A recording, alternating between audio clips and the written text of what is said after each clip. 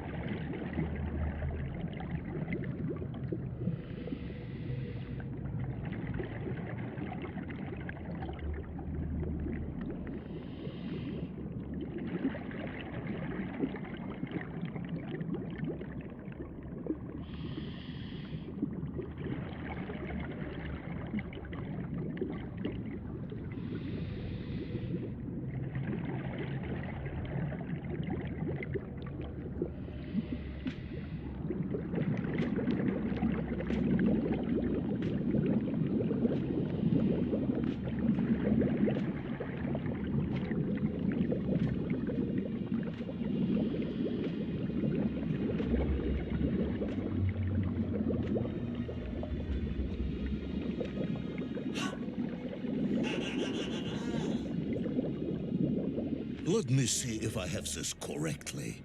A After narrowly failing to apprehend the mad missing explorer Toll and recapture my atomic bomb in your giant snowball, you fell through thin ice and sank to the bottom of a subterranean ocean, discovering along the way that the mind control helmet you had accidentally wedged onto your head enabled you to breathe underwater and resume your pursuit across the seabed.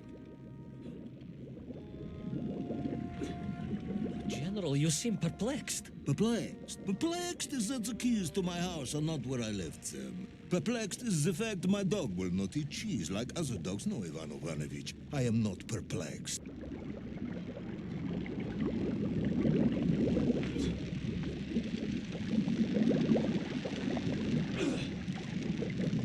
Intrigued then, perhaps? I'm not sure intrigued is the correct term either. Enraged at being taken for a simpleton. Now that, perhaps, is a better way of describing my current state of mind.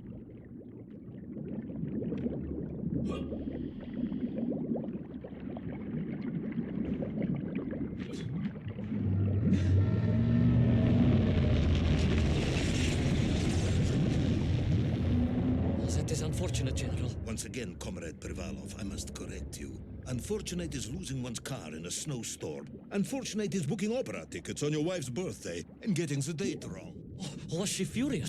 That is not the issue! Furious. However, now that is a good word. I could speak with your wife. Would that help? I could always have a word with her if you like. I could always have you shot. You could, but I suspect she would appreciate the gesture less.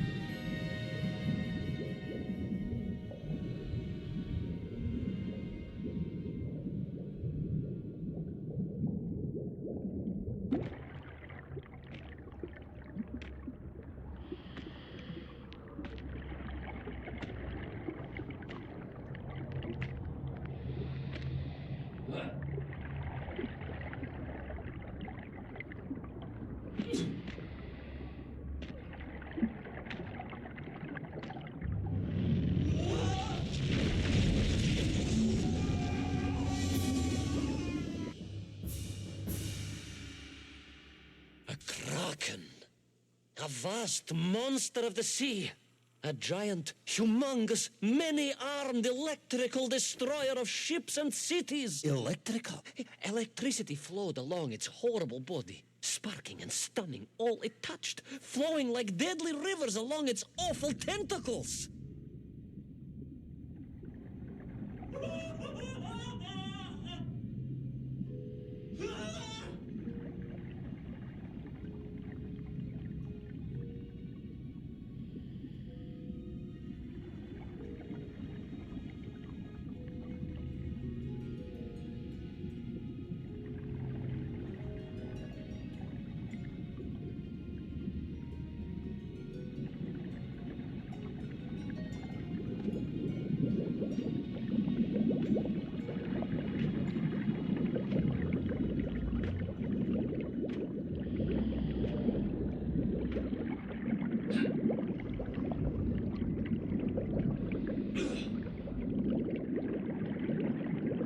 A sobering discovery. Are you suggesting that the vessel simply wandered off course and sank here? That seems unlikely even by your standards. No, General, I only wished that were true. The mighty ship showed terrible scars, signs of having been grappled and torn asunder by some huge and terrible adversary. That is indeed strange and curious. I am troubled by this discovery. Might you almost be perplexed, perhaps? Don't push your luck.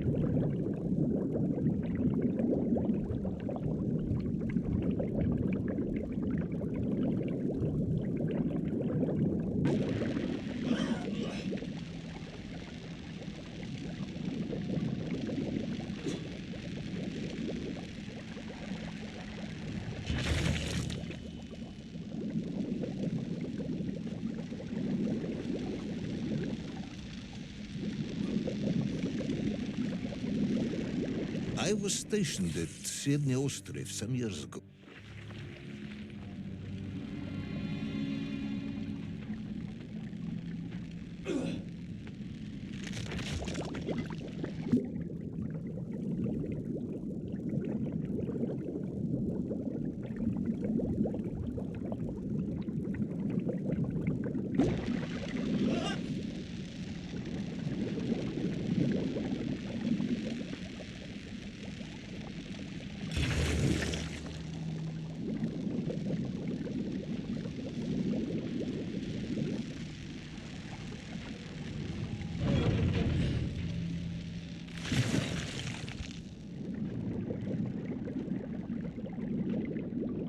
I was stationed at Sydney Ostrov some years ago.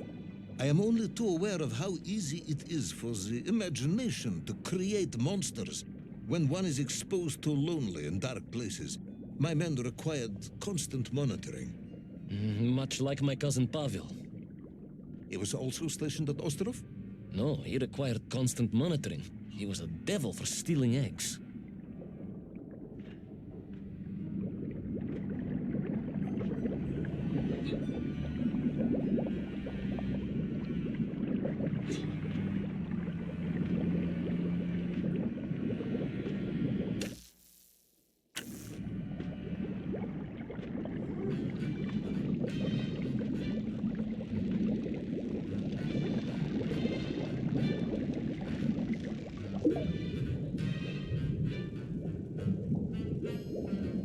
I was referring to the fear that something is lurking in the darkness. Something strange, brutish, and ill-intentioned. Again, that sounds much like my cousin Pavel.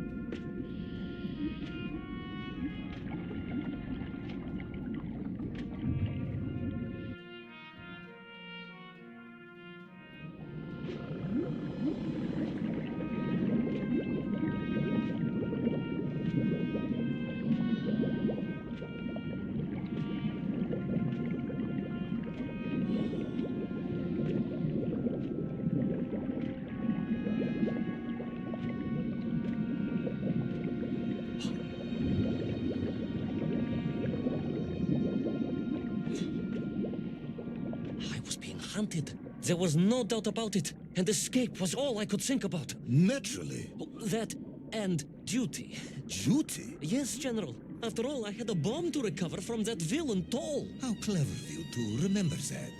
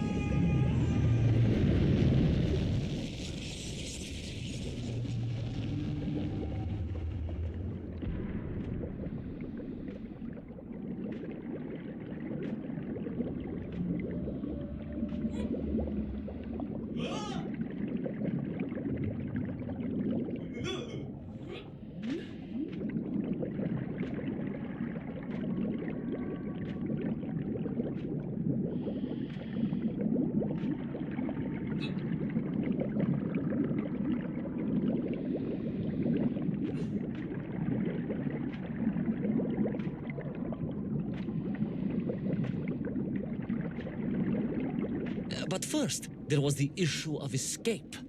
Escape from a dreadful, grasping creature that consumed all it could reach, dragging anything that wandered within its clutches to a miserable doom. A hoarder of useless trophies and stolen goods. Once again, Tavares, I suspect you are pursuing a somewhat tortuous metaphor for capitalism, in the misguided hope of appealing to my political ideals.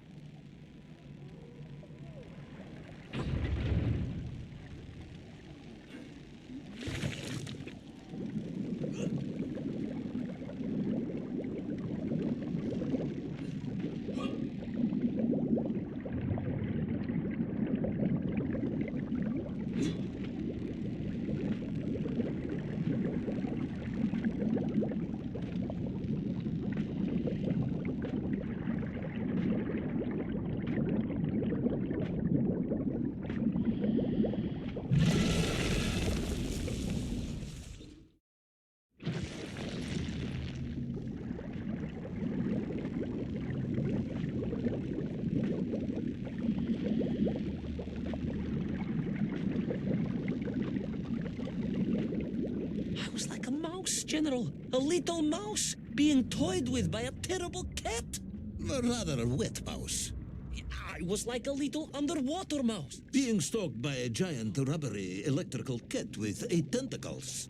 Exactly, General. Good, I'm glad we cleared that up. You may continue.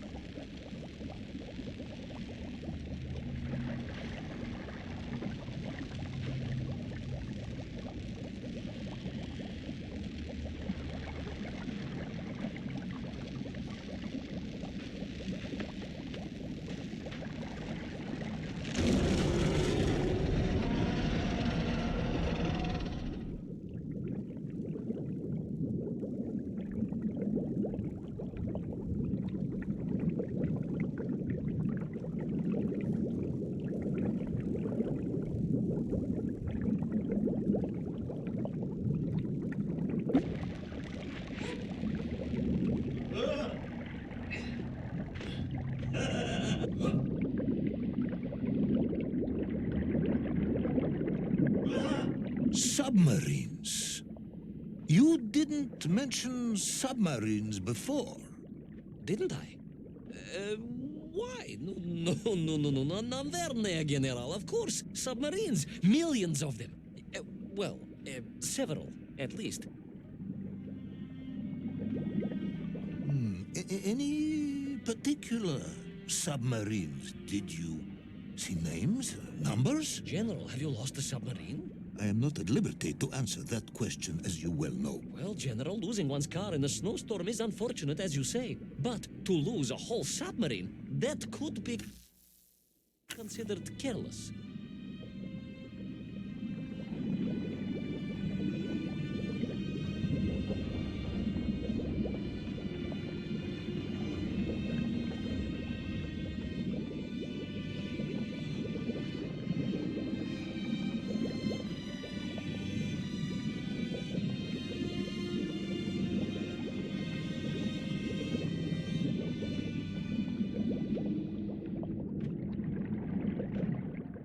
And you are certain it was M. Deveschi Pidishat. Well, that was painted on the hull, so I can only assume so. I think I know where this dismal story is going next. You somehow miraculously brought the remaining closed cycle engine online, flooded the torpedo tubes, dispatched the Kraken with one shot, and triumphantly surfaced. No, General. That is not what happened at all. I did indeed make my way to the torpedo tubes, but for a very different purpose. After all, history has taught us that atomic power is not to be toyed with. Much like tired, impatient generals, perhaps. Particularly the perplexed ones. Indeed, General. Or like dogs that will eat no cheese.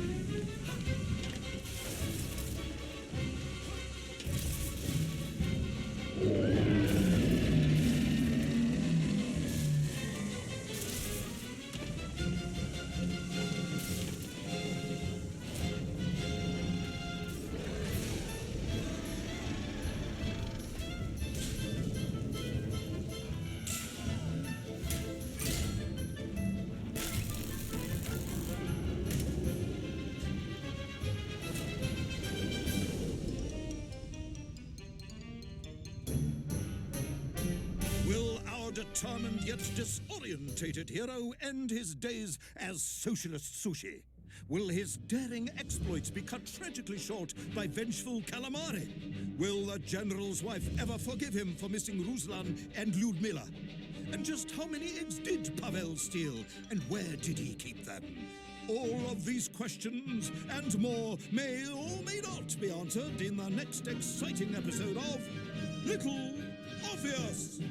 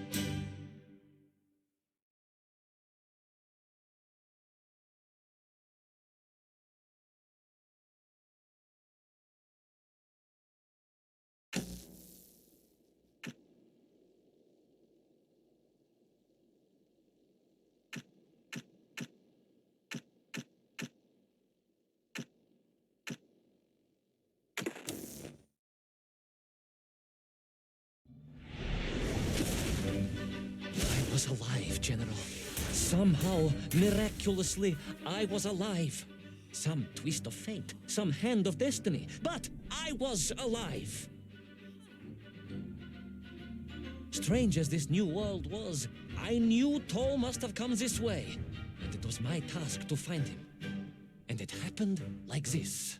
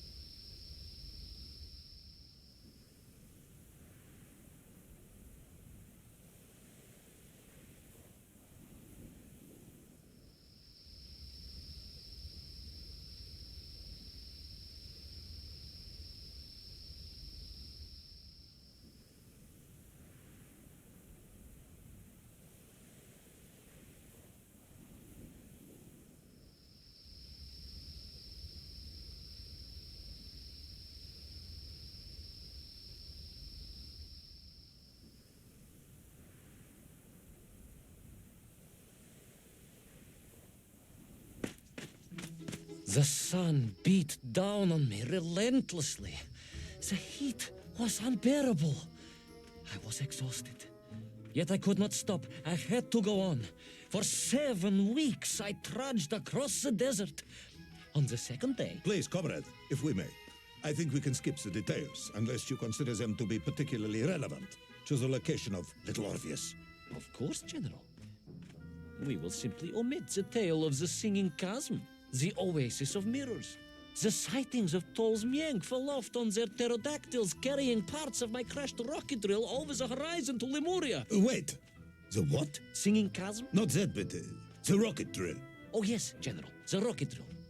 But what did Toll want with it, and why Lemuria? Lemuria? Lemuria, General. I am not familiar with this Lemuria, comrade. Well, that is because it does not exist, General. Or at least, so I thought.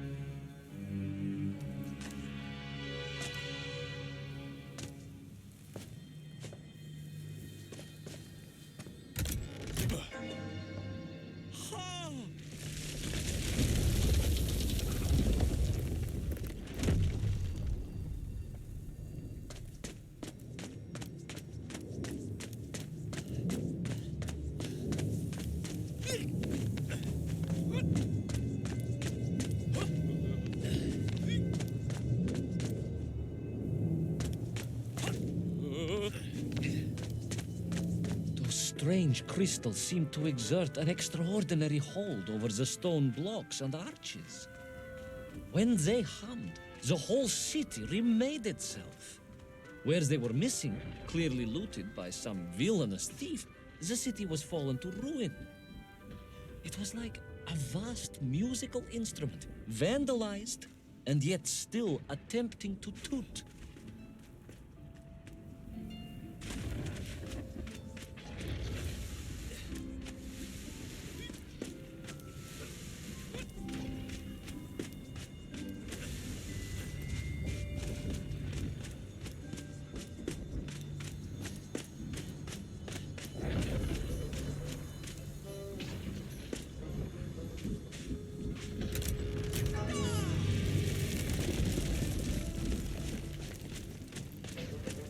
How poetic.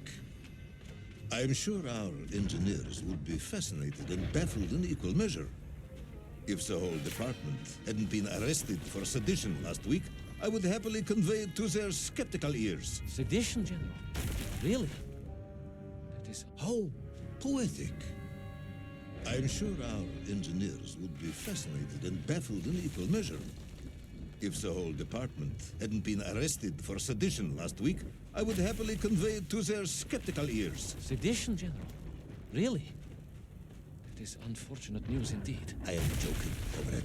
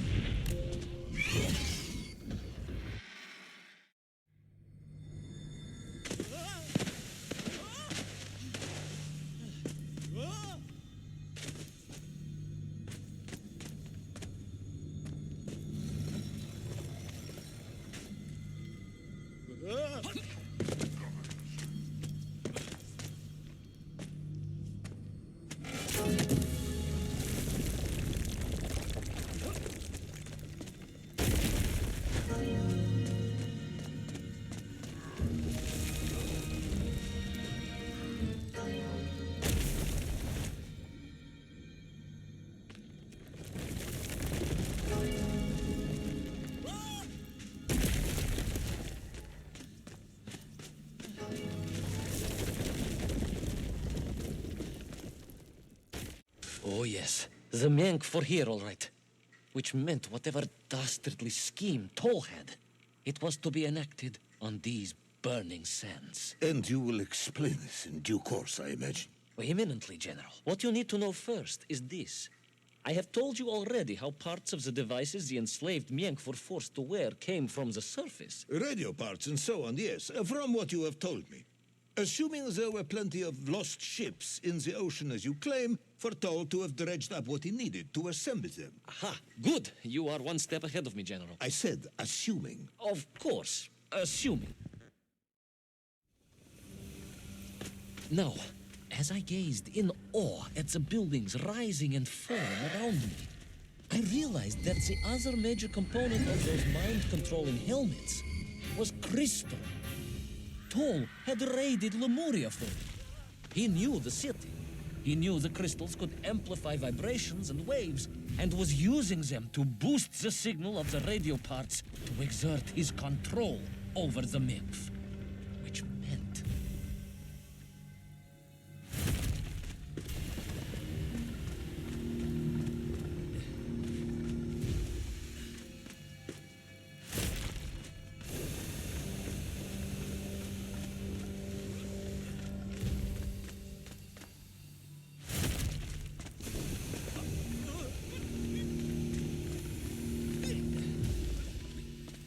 Yes? Imagine, General, what such amplification could achieve when fused to the finest atomic science our great Soviet civilization has produced.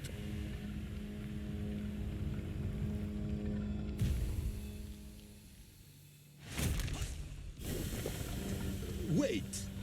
I do not understand. You said Thor was planning on using the bomb to shatter the Earth's crust to return to the surface. A tragic mistake, General. I had not recognized the extent of his mad ambitions. You mean to imply Thor would have attempted to enslave the Russian people? Pah! The will of the Soviet citizen is mighty and strong. To you, perhaps, as a trained warrior, but consider, perhaps instead, a humble son of a toy maker from Tomsk. Ah, yes. Perhaps we have our share of simpletons, after all.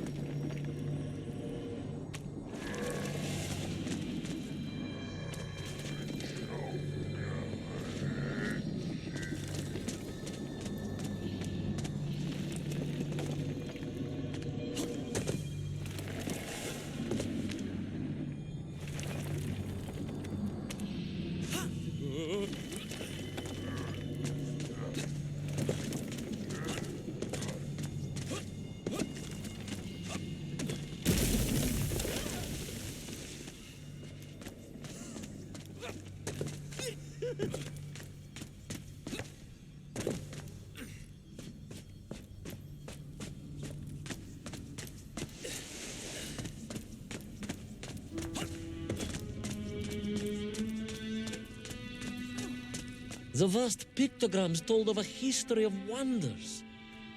They seem to suggest the Lemurians were travelers from another world, where a mysterious clock seemed to stand. That is very mysterious.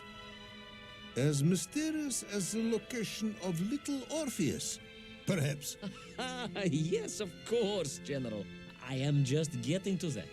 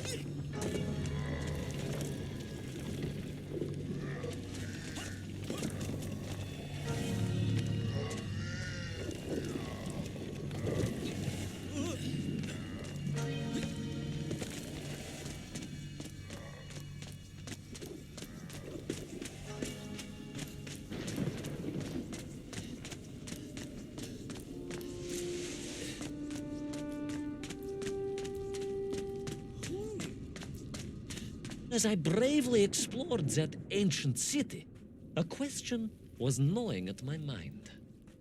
What did it mean that the Lemurians had foreseen the coming of Tol?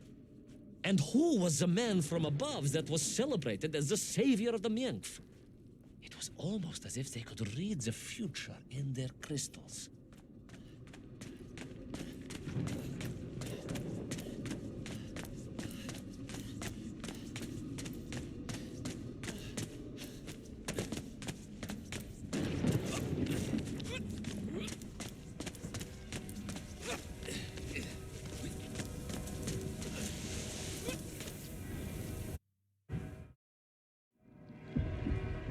The bells of Lemuria tolled and tolled, a roaring symphony, a crescendo of peals that set the city dancing, each note causing the crystals to shimmer and cascade with light.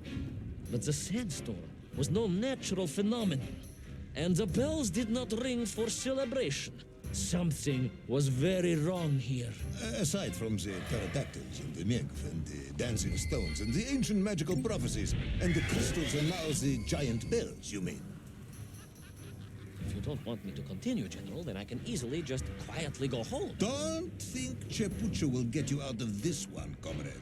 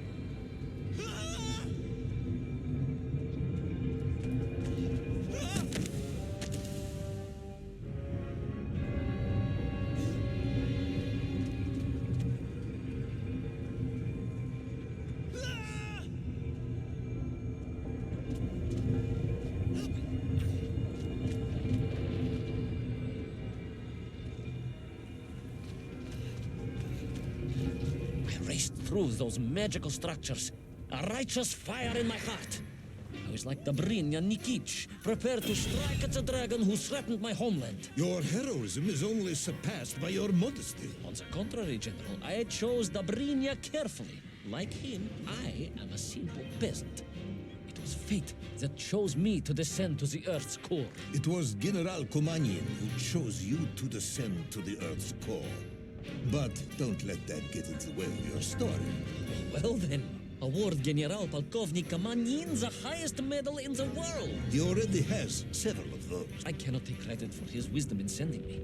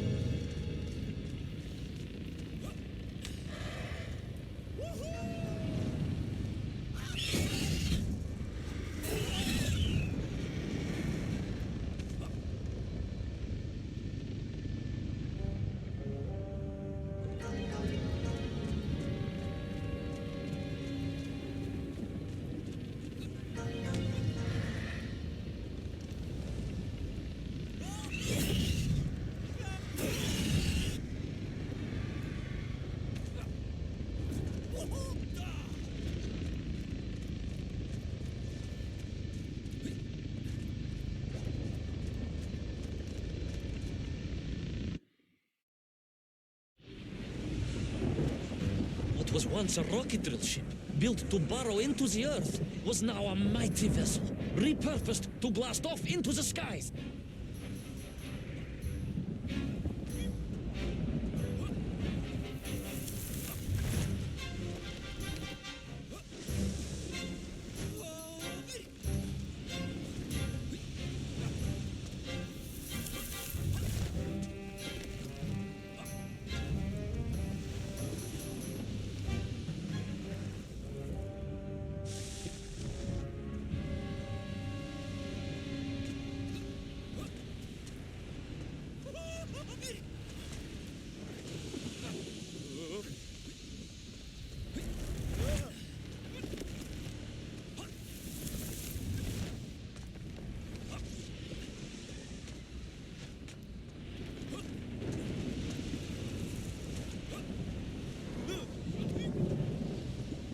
There was no doubt the toll was headed for the strange world with its clock, although to what end I was yet to understand.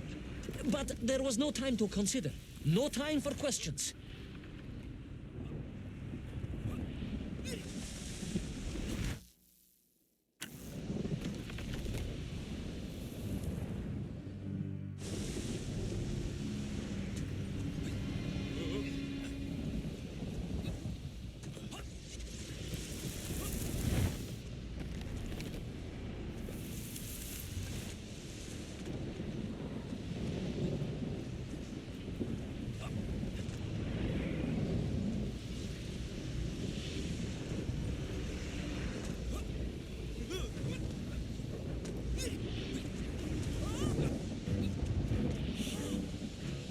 Paul was on the rocket. Little Orpheus was on the rocket. And wherever they were headed, I must head there too, to thwart his plans, recover my drill, and save the world!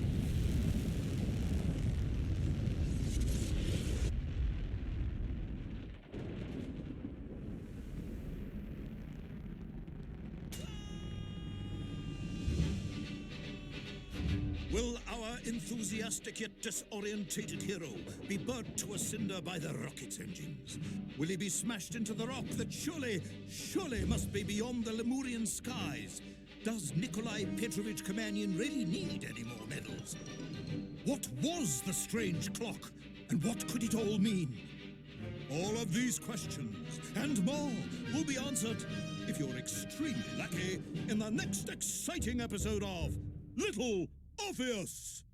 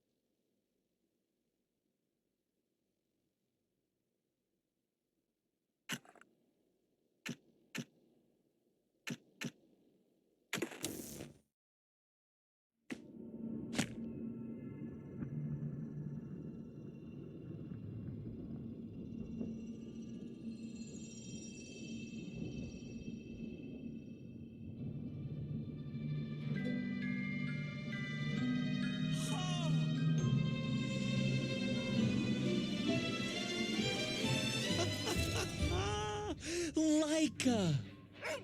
Are you stark raving mad? It was Laika. I am sure of it. That spirited little dog saved me. Laika saved you in her little space machine. I believe the correct term is capsule, General. Don't push your luck any further, Ivan Ivanovich. I fear it might snap. Oh, my apologies, General. In my excitement to explain what I discovered on the far side of the Metagalacticus Interiores, I got carried away. And it happened like this.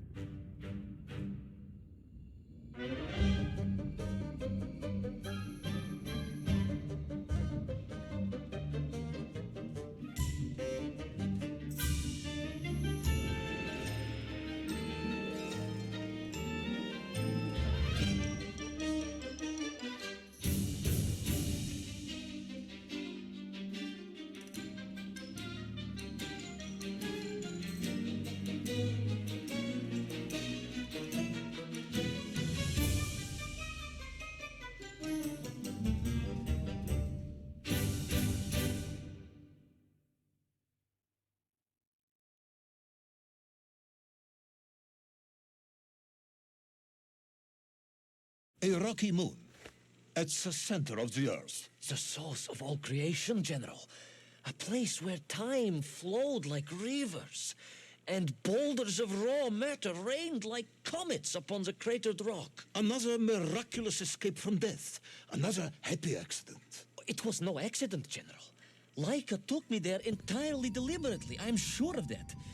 She continues to be a heroine and a savior and protector of our great nation.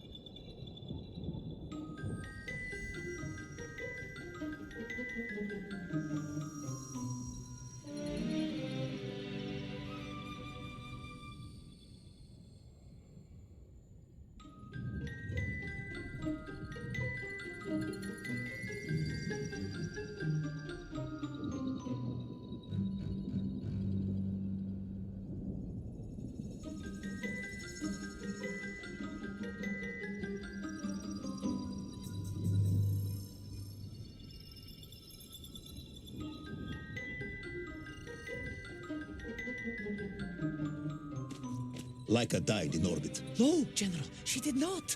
She is very much alive and happy and currently living several miles below our feet. Laika is dead, Ivan. She most certainly is not, General. This is the real world, Tavarish. A world where you did not go to the center of the Earth and Laika died in orbit. In my world, General, Laika is still alive. A better world, some may argue. Very well. I will live in your world for a while longer, but time is running out. Ah, yes, time, General. I was just coming to that.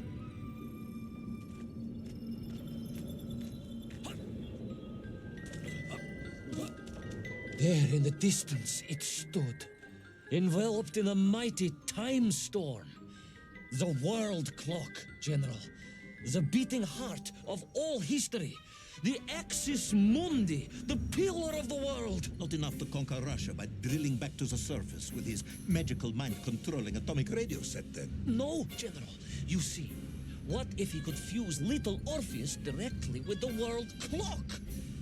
Then his message would radiate with every tick and every talk. He would not simply be the Tsar. He would be the Tsar of all time, the eternal tyrant. The literal incarnation of everything our glorious revolution stood to overthrow.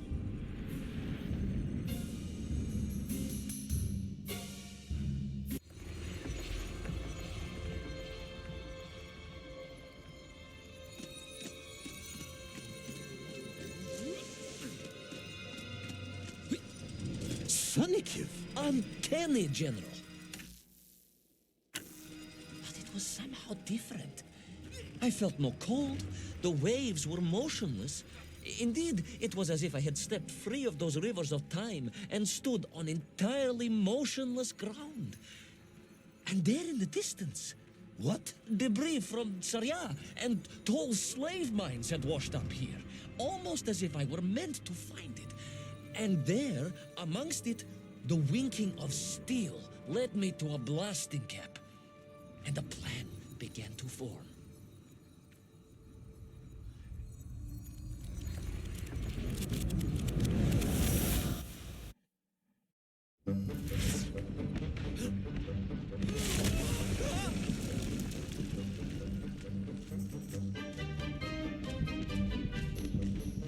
The terrain was ferocious. Explosive eruptions of fire and heat. Thunderous emissions. The terrain was ferocious. Explosive eruptions of fire and heat. Thunderous emissions and lethal gases. Much like your cousin Pavel, perhaps, as a result of consuming all of those stolen eggs. Aha! General, you have been listening after all!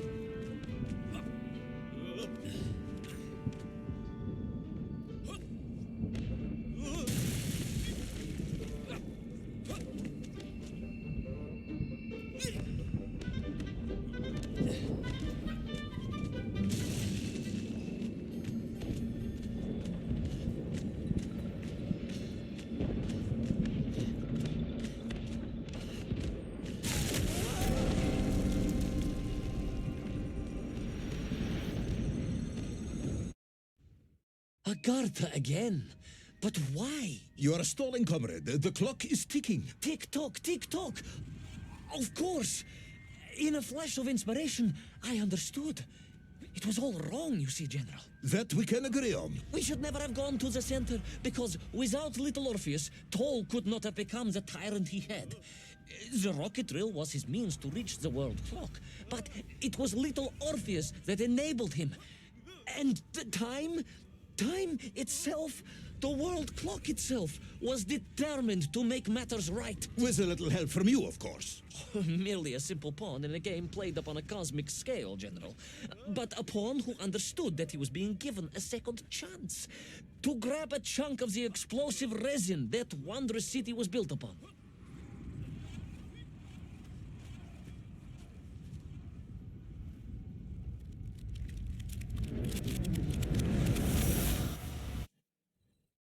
And I was back. The mighty river of time roared past me, carrying the weight of the whole of history with it. Even for you, this is a stretch. Our time is almost up. I have to submit my report within the hour. Time, General. Time was nearly up indeed. That ancient and magical river that carried me along was surely moving.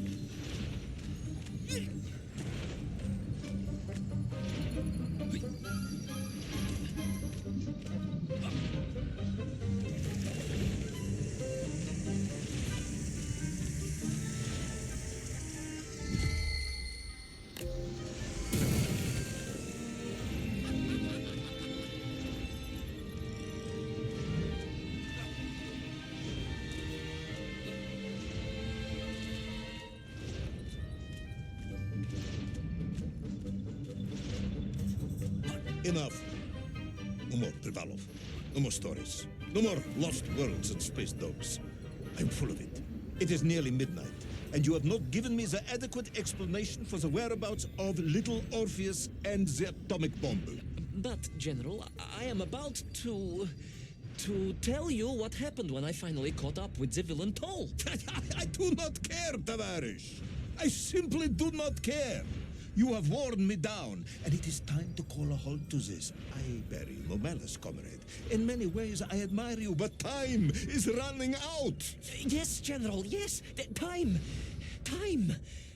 Because it was time itself that suddenly appeared to be on my side.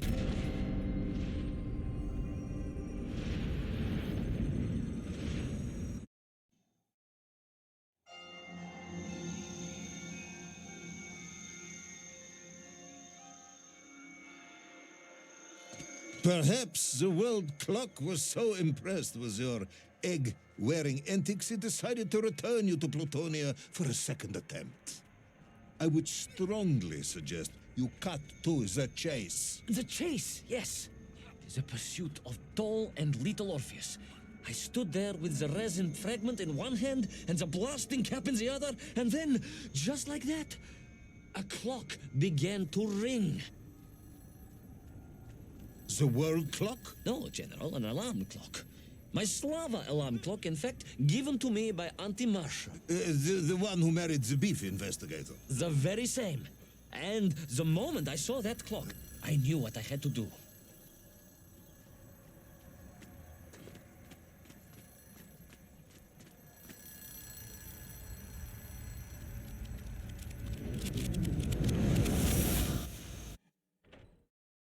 Yes, I'm waiting. A bomb, General. A bomb to destroy a bomb. So, you decided to build a bomb, eh? A bomb to destroy little Orpheus. It was a simple plan, really, General. Yes, you are very fond of your simple plans.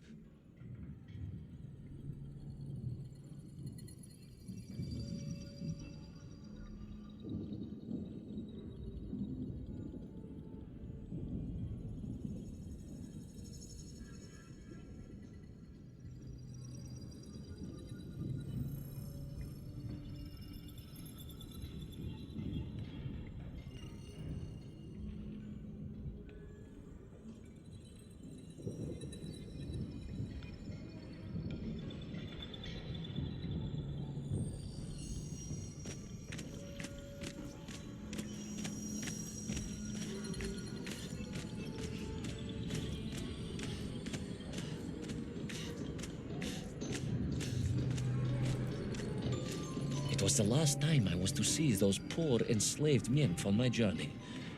As they scurried in agitation around the base of the rocket drill, now a dreadful weapon of war in the hands of a madman, I was reminded of my mother. Your mother looked like a nymph? That is extremely disrespectful, comrade. No, I meant I was raised by my mother from an early age, of course. My childhood memories of my father were all too brief. You are rambling, Comrade Privalov. Time is running out. Diani Rezinovi.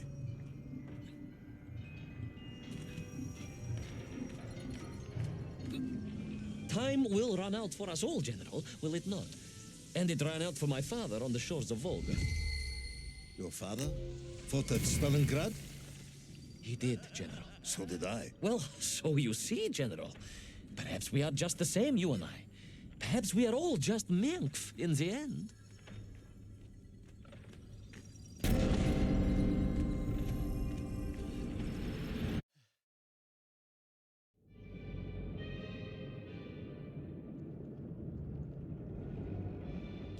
What possible use in the construction of a bomb could be found in the belly of a giant whale?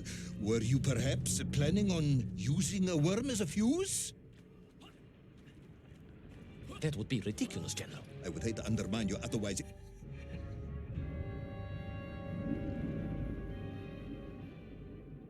What possible use in the construction of a bomb could be found in the belly of a giant whale? Were you perhaps planning on using a worm as a fuse? That would be ridiculous, General. I would hate to undermine your otherwise entirely plausible account. You...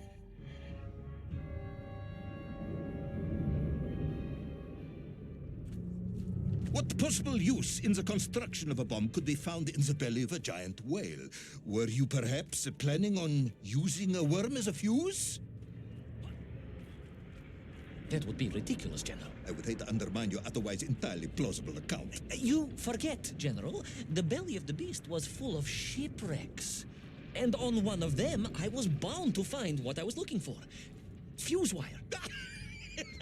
Comrade, yes, you'd forgotten all about the fuse until I reminded you, hadn't you? General, your cynicism is unbecoming to a man of your rank.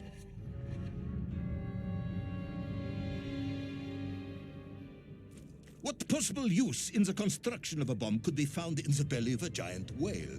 Were you perhaps planning on using a worm as a fuse? That would be ridiculous, General. I would hate to undermine your otherwise entirely plausible account. You forget, General. The belly of the beast was full of shipwrecks. And on one of them, I was bound to find what I was looking for. Fuse wire. Comrade, yes, you'd forgotten all about the fuse until I reminded you, hadn't you? General, your cynicism is unbecoming to a man of your rank and stature.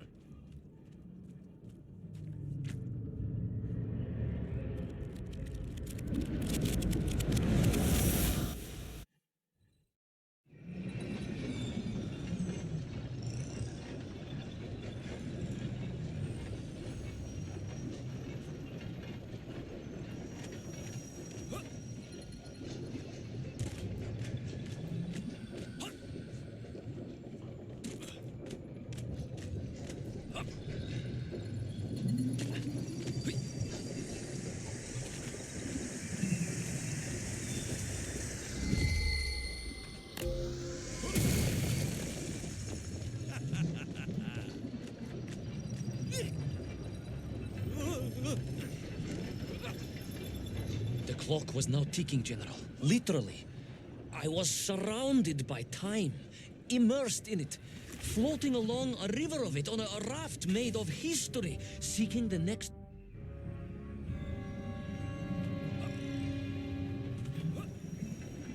The clock was now ticking, General. Literally. I was surrounded by time, immersed in it, floating along a river of it on a raft made of history, seeking the next moment of opportunity to hurtle backwards amongst those lost worlds. I am a patient man, Tavarish. I lost 3 toes in the winter outside Sharkovskaya in 42. A drunken dentist removed 2 frostbitten toes and 1 perfectly healthy one.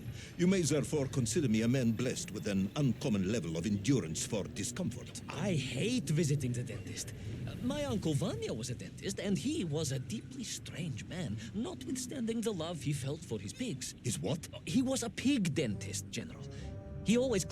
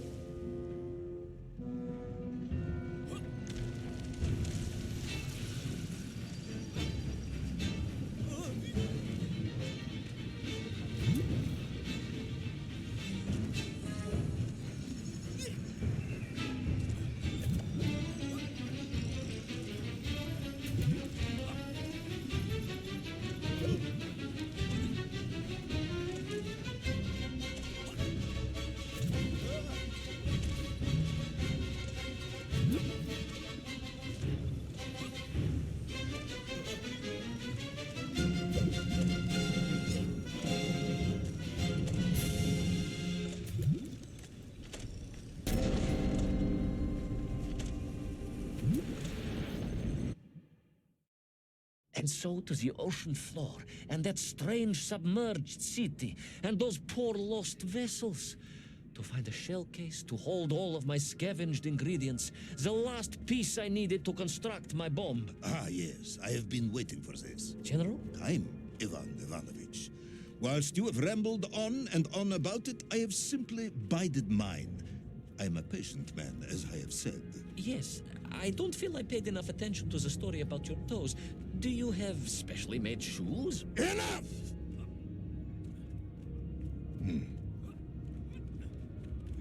Now I have your full attention. Indulge me, Tavarish.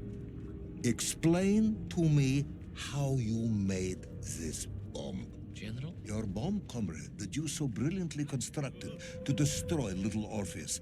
Tell me how you made it.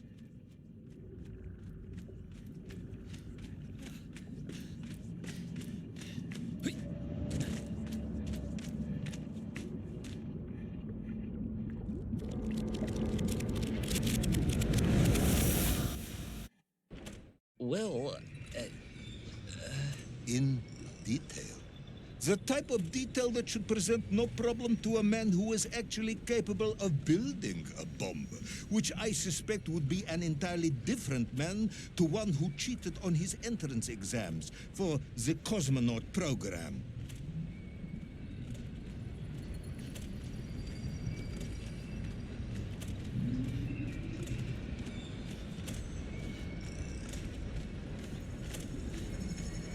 You are uncharacteristically silent, comrade. Cat, got your tongue? if I may, General, perhaps just a minute or two to gather my thoughts? There are precious few minutes left. We have reached our conclusion, I think.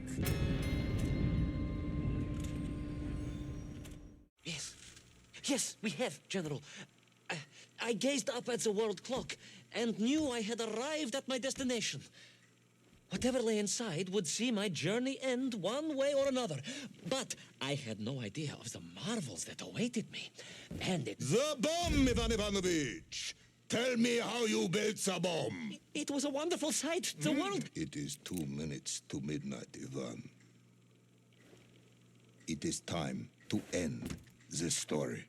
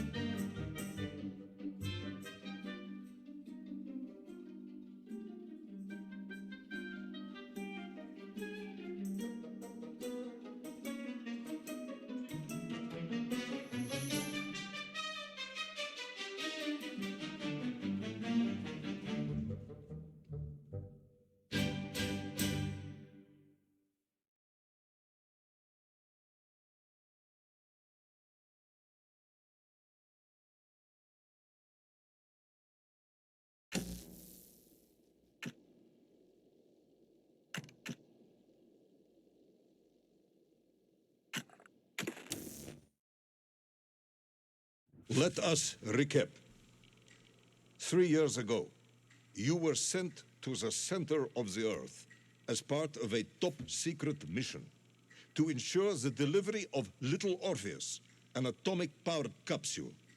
You promptly vanished until you casually wandered up to Molodiyozhnaya station 3 years later, claiming to have saved the world but lost Little Orpheus in the process. Is this correct?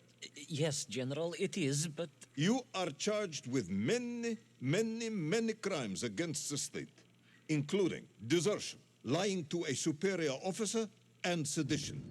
Any one of these charges bears the punishment of execution by firing squad.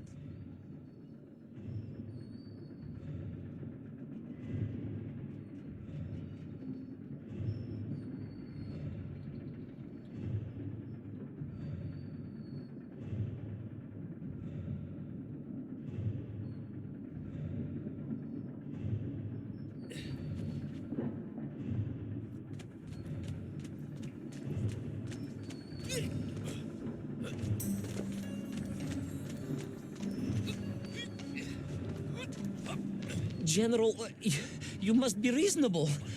I did my best. It's all true, I swear. I swear upon the lives of my family. Oh, do you?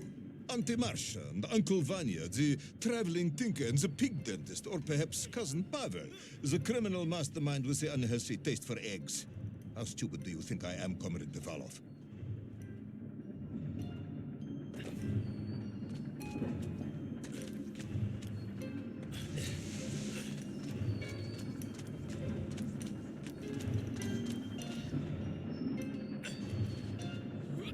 Subdayu, it is all true. Maybe your toy maker, or was it watchmaker, Faza, who apparently taught you all he knew, despite being killed when you were less than 5 years old. I was a fast learner?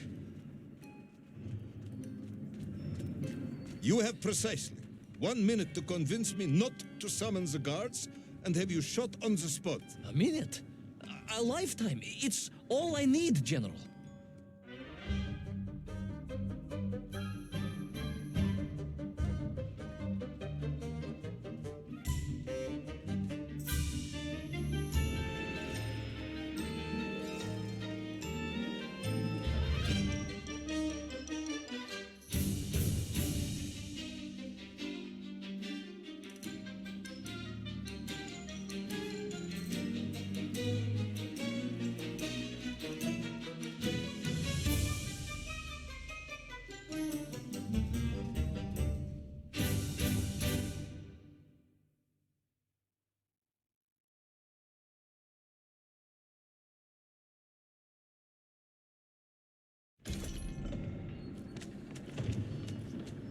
I was astounded.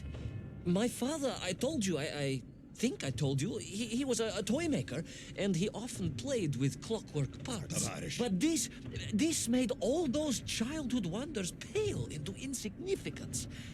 And it was fortunate indeed that my uncle... Vanya, the pig dentist? No, my other uncle, Sasha, had taken me mountaineering in the Urals during my childhood, for it was only by scaling these giant mechanical parts that I would reach Little Orpheus. Yes, I had been thinking that it seems awfully convenient that you were such an accomplished climber. I don't, however, recall any mention of this Uncle Sasha in your file. He was a very private He was man. a very unlikely man. That was Uncle Sasha's blessing and his curse.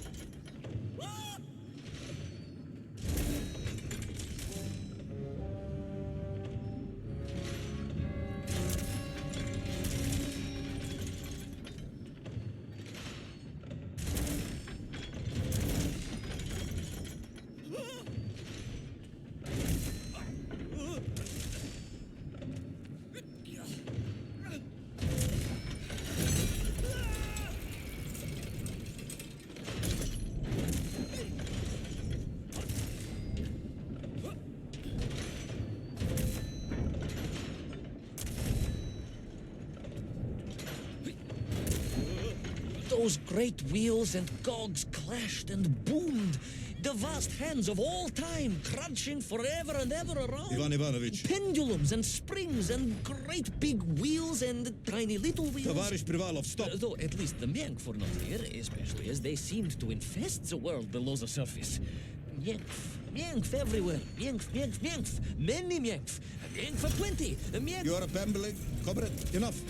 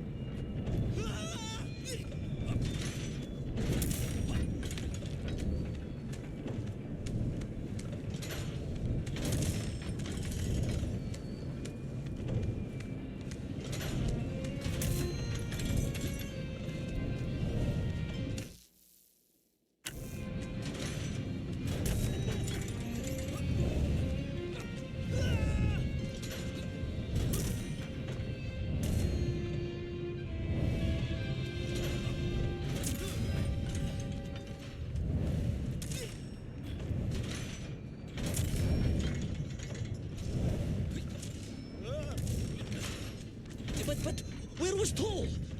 Aha! High above. On the clock face, perhaps. With his radios and his crystals. If I could just reach him, I could use the bomb. There is no bomb. You have no idea how to make a bomb. You have no idea about how to do anything one might actually expect of a cosmonaut. The bomb? Ivan Ivanovich! Time is up.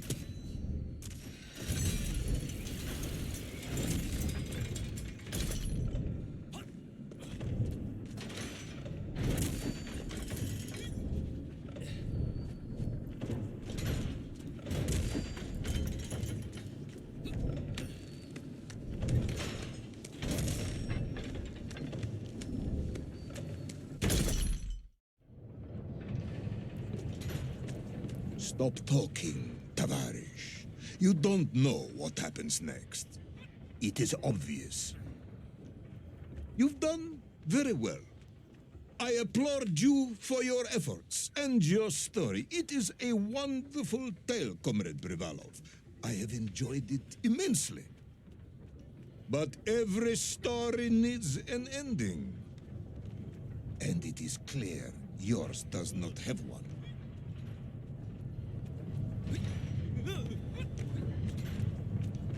I just need more time. I think that even if I gave you all the time in the world, it would not be enough. No, General. I can do this. That is, I remember what happens next. I just need to catch my breath and compose myself. We both know how this story ends, comrade. But little Orpheus, you haven't heard what happened. We will find out soon enough. You will be executed, and another expedition will be sent. No, you cannot. You cannot. We must never go back. You don't understand. Make me, then. Make me understand. I am a kind man, although you may not believe this. I, I do not want to have you shot. So help me. Make me understand. Tell me what happened to little Orpheus.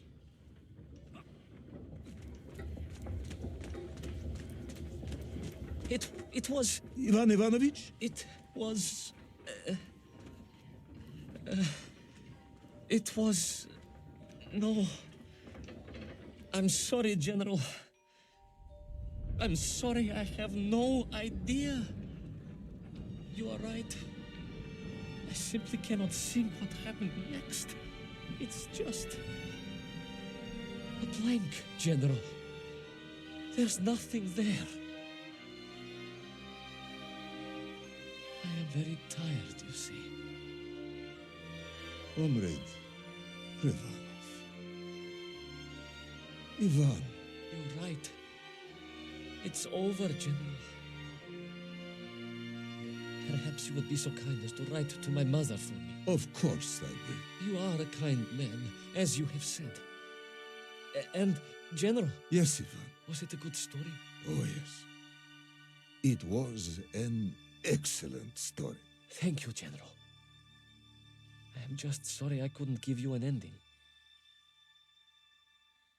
Unless... General? Quiet, Tovarish. I am thinking. Unless...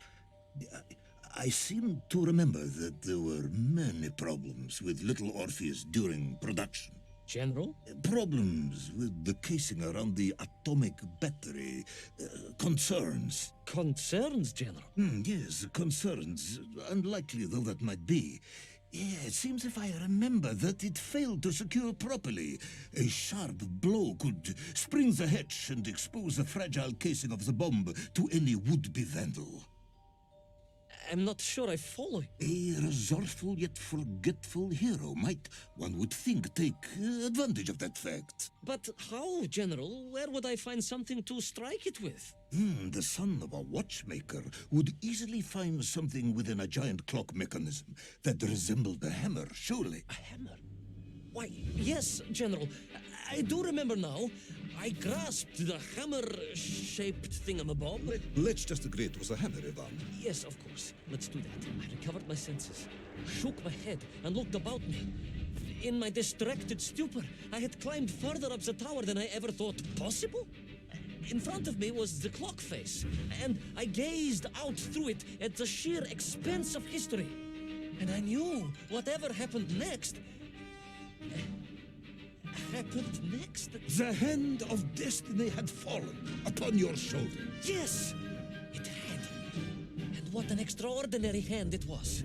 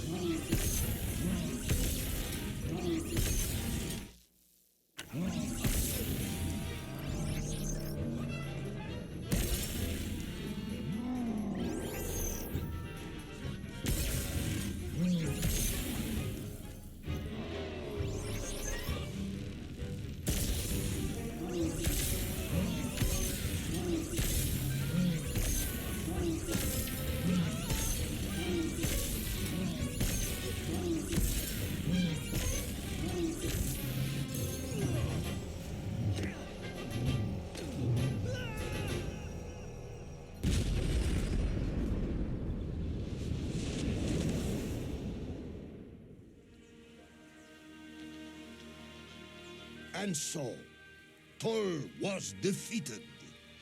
Little Orpheus destroyed, the bomb lost forever. Not just that, General. In that moment, time sprung back to its proper shape, and I found myself once more in Plutonia, the start of my journey. But the wound in the interior sky was gone. The drill was gone. It was as if I had never been here. And they were nymph, free and happy, without the tyranny of Tol, free to pursue their simple lives. But we can never go back? Never, General. One drill, one metal sphere, one lone cosmonaut was nearly enough to destroy time and unleash the tyrant Tol upon our world. Who would think an innocuous beeping radio housed in a ball of metal could change the world so dramatically? Who indeed? But tell me, what of you? And what of your return to the surface? I stayed amongst the Mienf for as long as I could. But I came to realize they had begun to worship me as a king. No, General. I am a good socialist and could not allow this workers' paradise to become corrupted. And so I left that wonderful land for the last time. And then? And then I walked. For 2 years I wandered, always looking for a way home, through lands and worlds almost beyond imagination. Until one day I emerged, blinking into sunlight, and realized I was home. Until one day I emerged, just like that? You just found your way back to the surface? Well, General, it was a little more complicated than that. There were great obstacles to overcome and terrible challenges to face and incredible lands to explore. Enough, Ivan. Little Orpheus is lost forever. The interior is sealed. You have returned with a story of socialism, triumphing over incredible odds. It is, as I said, enough for one night. Enough for my report, at least. General, if I may... Comrade Ivan Ivanovich Privalov, you are found guilty of all charges brought against you and sentenced to execution by firing squad. However, having listened to your story, I believe you are quite mad. In other words, I find your madness guilty, not you. And we cannot execute madness. And indeed, there are lessons to be learned, even in the depths of this madness. Perhaps the Americans were right to send the chimp after all. So, General? Get out of my sight, Ivan. Go home. Enjoy a state pension as a madman. Just make sure I never see you again. Yes, General. Of course, General. Anything you say. I shall be small and quiet and live a life without excitement and... Out! Until one day I just emerged. Oh, very good, Tavarish. Very good indeed.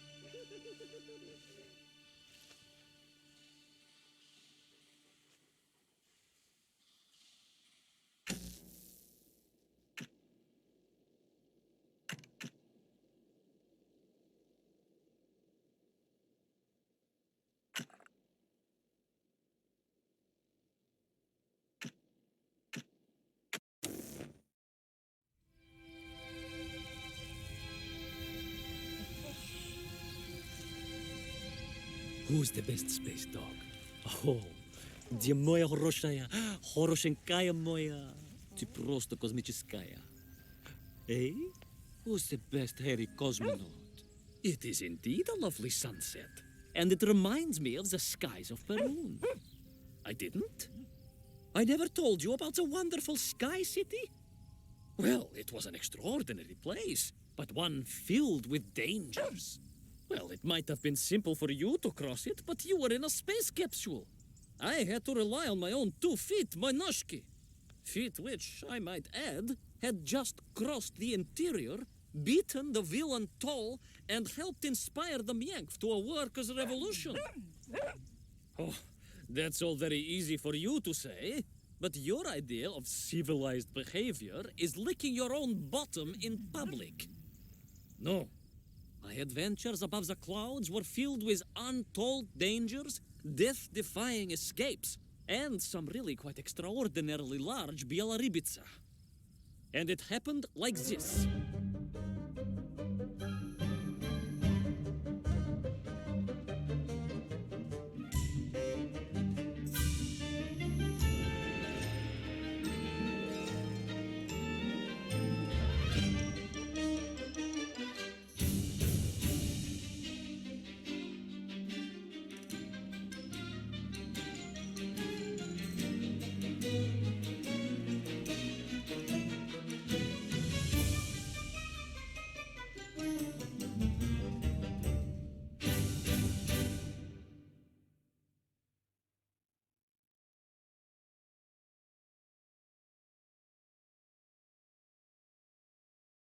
Weeks had passed since I left Plutonia, and one evening, exhausted, I simply fell asleep at the foot of a strange windmill.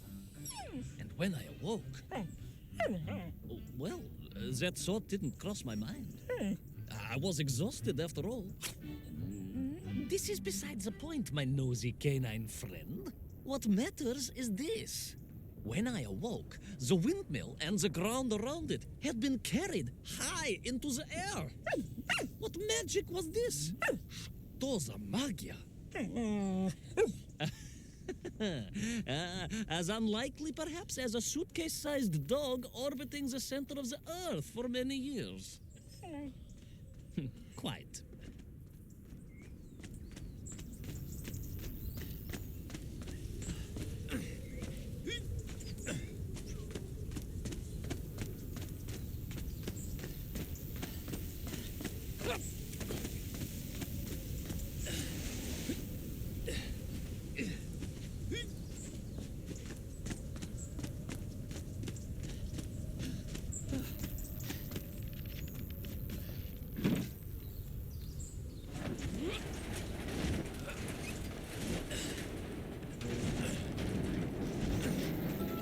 Quick as a flash, Kakmonia, my training leapt into play, and I began to paddle the strange contraption through the clouds in search of answers. It is entirely possible that a miller who owns a windmill capable of levitating high into the air may also own a flying machine. Oh, now you're just being silly. May I continue my recounting of how I sailed over the sky gardens towards the mystical city of Peru? Oh, I must, my moj ušati drug. I must.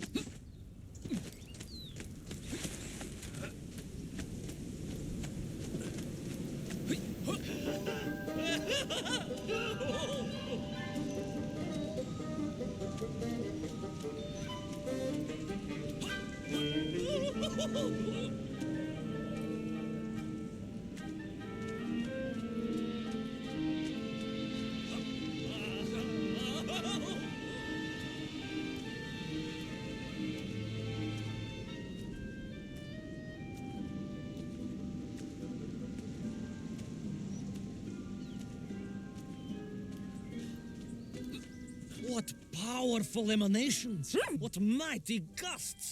What an epic squall! They reminded me of Cousin Pavel, yes! But whereas his rearward zephyrs could curdle milk and tarnish the teaspoons, these magical wafts only serve to carry me aloft and onwards.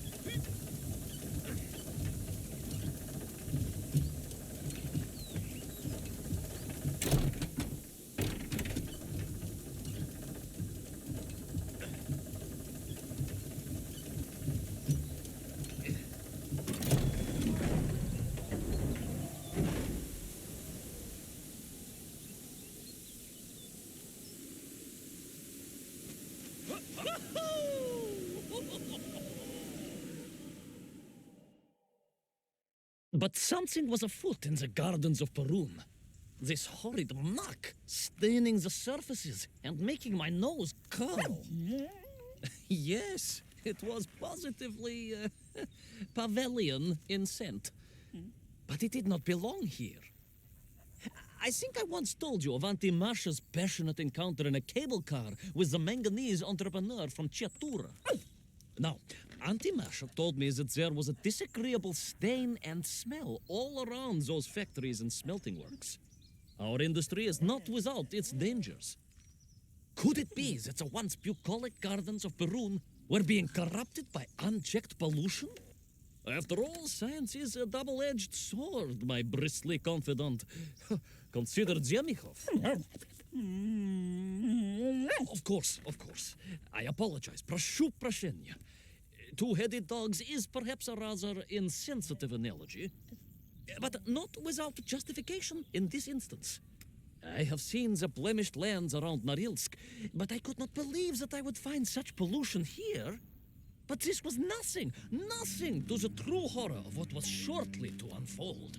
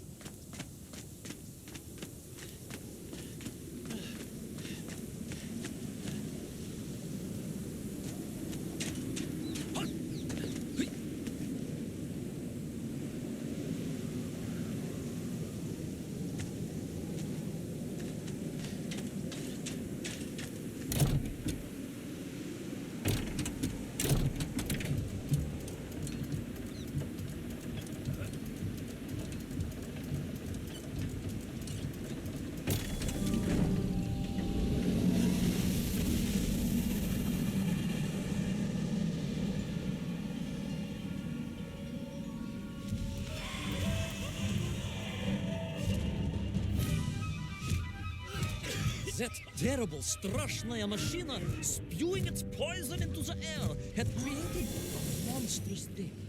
A being. A malignant spoiler of the noble and pure. And it had taken on the form of its prey. Well, of course. No, конечно, I was the prey. The citizens of Perun had clearly long since fled the evilly sentient smog. But I inadvertently wandered into its lair. Oh, I know. Misfortune seemed to dog... Oh, sorry, I do apologize. to follow my every footstep. But no time to ponder, no time to bemoan the hand that fate had dealt me. No, all that was on my mind was escape, конечно.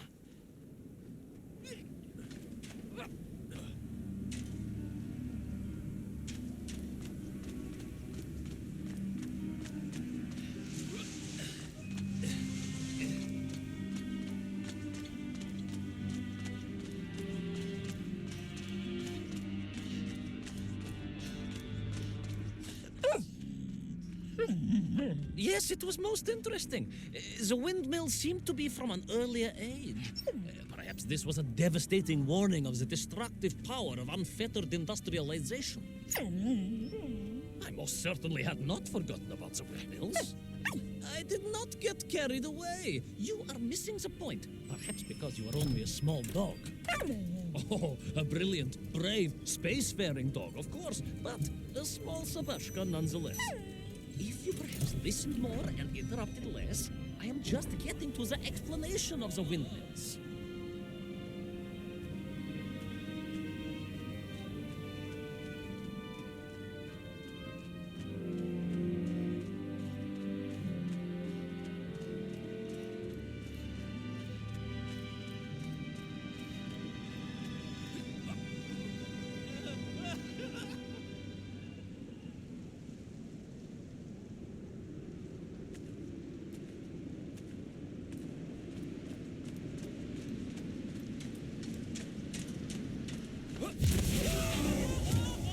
My stinking nemesis was back. But more interesting was the change in the city. The wind...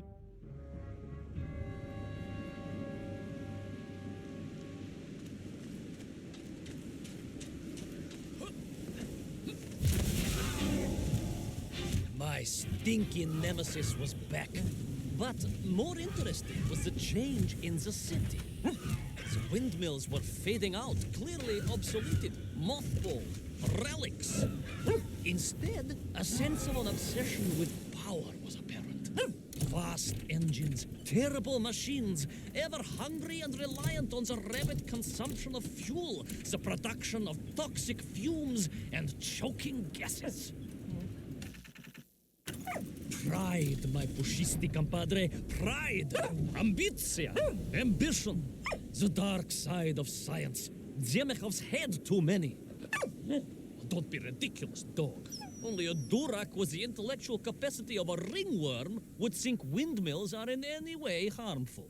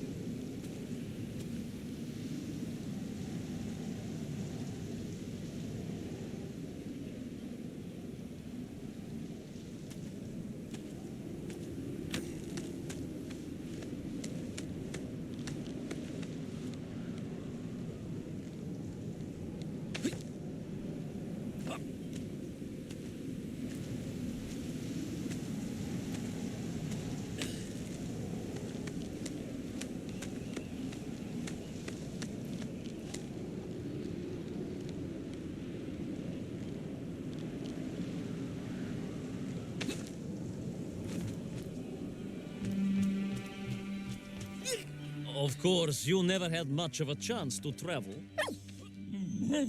Sarcasm doesn't suit you. You don't have the tail for it. You do, at least, have a tail. Mind you, family gossip maintains that so did Uncle Rabliem, although it was apparently little more than a stub and a source of considerable discomfort and social anxiety.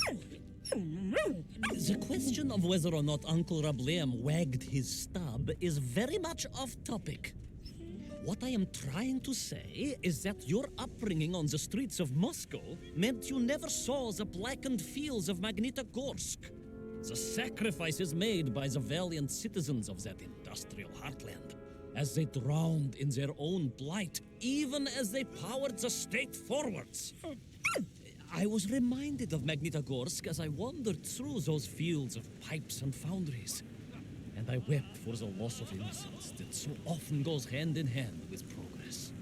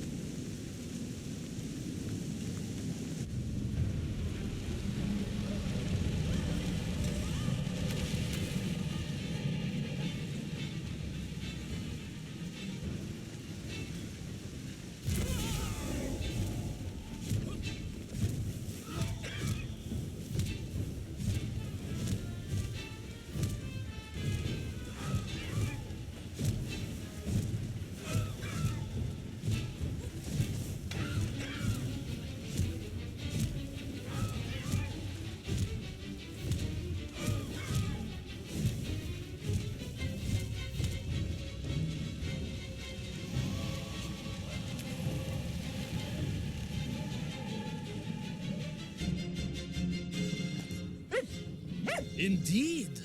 I just evaded the slimy, oily grasp of that man-made Vadzinoy, his petroleum stink clogging my nostrils and making my head thump. And I felt a great stirring within me. Yes, much like I assume Cousin Pavel. May he never get loose again. But no, quite different. This was no volcanic upbubbling of gastric malintent. No, it was the roaring fires of justice once more ignited within me. I felt a swell of patriotic fervor and knew the hand of destiny had fallen on me once more. Yes, what a hand it was! I could not see this great wonder sink into an abyss of poison and bile.